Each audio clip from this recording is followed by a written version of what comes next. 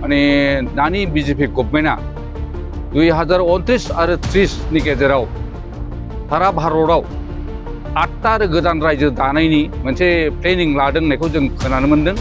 67 निफ्राय लानानै जों दिनैसिम 58 बोसोराव आगान होबाय।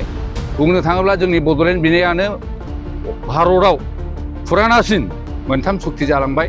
बिएसि जाबाय, बिटिसि जाबाय एबा बिटिआर जालांबाय, खिन्थु जोंनि जेनाखि बड'लेण्ड बिनाय बे मोगथाङाव जाफुंसारनाय नुवाखै।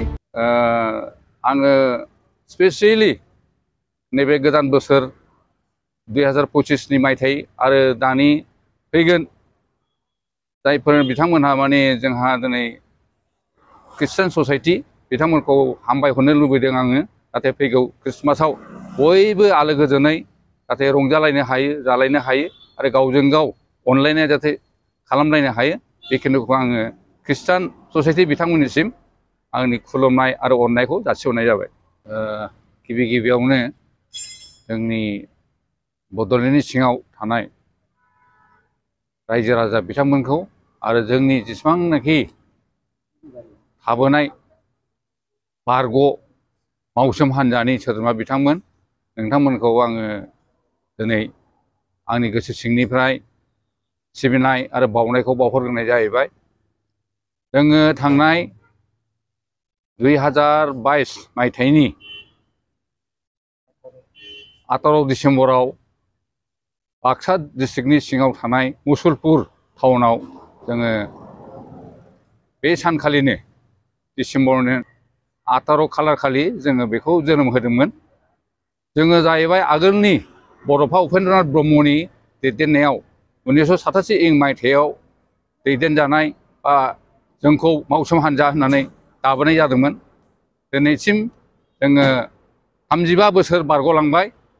बिनि उनावबो जों जे बड'लेण्ड बिबाय थाबोदोंमोन बर' हारिया, बे जाफुंसारैखौ नुनानै जोङो मुसलपुरावनो जोङो गोदानै अल बड' एक्सप्लरेटरि फर्स अर्गेनाइजेसन मुं लानानै जों गोदानै बे आगोलनि मावसोम हान्जाखौनो जों बोखांफिननानै दाफिननाय जादों।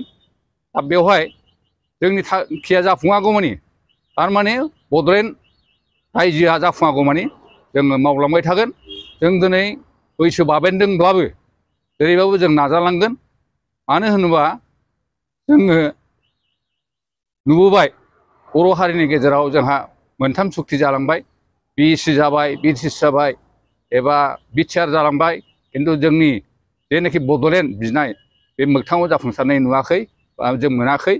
दा बुंनो थाङोब्ला मोनथाम एग्रिमेन्ट जादोंबाबो दिनै बर'नि गेजेराव गावजों गाव नारलायलायनाय, हिंसा हिंसि जानाय बा राजनैतिक भाबै गावजों गाव नांलाय खमलाय जानायखौ जों बांसिननिफ्राय बांसिन नुदों। जों ओंखायनो दा बर' हारिखौ ज'यैनो खौसे खालामनानै जोङो जाहाथे जुजिफिननो हायो, जों बेखौ लुबैदों आरो। नंगौ जोङो दिल्लीयाव थाफैदों। नै जों दा दिल्लीयाव थानानैनो अफिसियेल खामानिखौ जोङो प्रसेस खालामगासिनो दङ।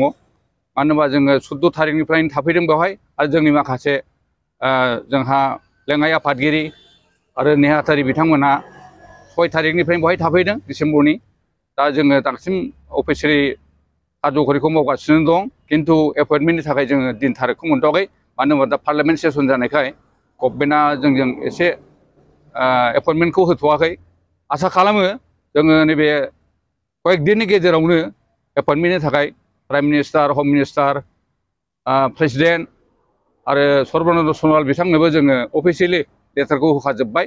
दा बिथांमोना खुब सम्भब नैबे पार्लियामेन्ट जोबनायनि उनावनो, सेसन जोबनायनि उनावनो एपइन्टमेन्टखौ खुब सम्भब जोंनो होगोन आरो खुब आसा दङ जोंहा।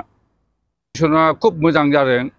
मानो होनबा जोङो सिङाव सुलाद लानानै मिथिनाय बादिब्ला माने दानि बीजेपी गभर्नमेन्टआ 2029 आरो 30 नि गेजेराव सारा भारतआव 8टा आरो गोदान रायजो दानायनि मोनसे प्लेनिं लादों होननायखौ जों खोनानो मोनदों, मिथिनो मोनदों। दा बेनिखायनो जोंबो नाजादों। मानो होनोबा जों जुदि गावनि मोननांगौखौ गाबबाय खानो रोङाबा बा बिनो रोङाबा जोंनाबो थालांगोन नामा, जों बेखौ सानदों। मानो होनबा जोङो बड'लेण्ड रायजो बिनाया बुंनो थाङोब्ला 1967 निफ्राय लानानै जों दिनैसिम 58 बोसोराव आगान होबाय बुंनो थाङोब्ला जोंनि बड'लेण्ड बिनायानो भारताव फुरानासिन खिन्थु जोंनि गदाय गदाय बिनाय दिनै तेलेंगाना छत्तीसगढ़ उत्तराखंड झारखंड जालांजोब्बाय नाथाय बड'लेण्डआ थालांगासिनो दं ओंखायनो जों सानदों जों जुदि बिनो रोङाबा बा गाबखांनो रोङाबा जोंनाबो थालांनो हागौ ओंखायनो जों जेरैबाबो नैबे 29 बा 30 नि गेजेराव गभर्नमेन्टआ जे मोनसे गोदान रायजो बानायनायनि मोनसे प्लेनिं बानायदों बेवहाय जाहाथे जोंनि बड'लेण्डआ थालाङा जों बेखौनो साननानै गोख्रोङै जों नाजाबाय थागोन आरो बेनिखायनो आं दिनै खावलायनो लुबैदों नैबे गोदान दिल्लीनिफ्राय जाहाथे जोंनि बिटिसिनि सिङाव थानाय जेसेबांनाखि पलिटिकेल हान्जाफोर दङ बा जेसेबांनाखि ससियेल अर्गानाइजेसन दङ जों गासिबो जोंनि माखासे बाथ्राफोरखौ लानानै जाहाथे हिंसा हिंसि जालायलाया राजनितिबाबो जाहाथे नारा नाथा जालायलाया जों जाहाथे बड'लेण्ड मोनसान्दि जयैनो खौसेयै जाहाथे खामानि मावनो हायो जों बेखौ खावलायो आरो जोंनि आफादनिफ्राय आं बेखौनो अरायबो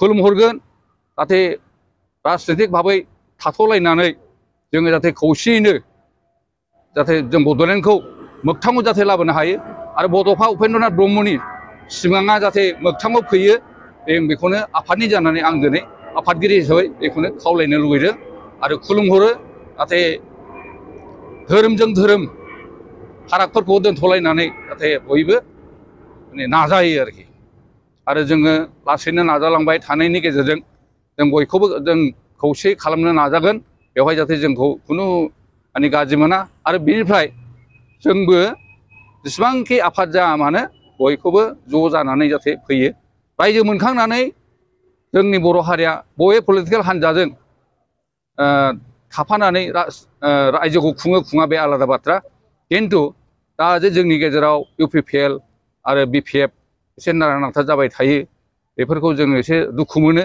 जाहाथे खौसे जालायनानै जोंनि बड'लेण्डआ जाहाथे जाफुंसारो जों बेखौनो खावलायबाय थागोन आरो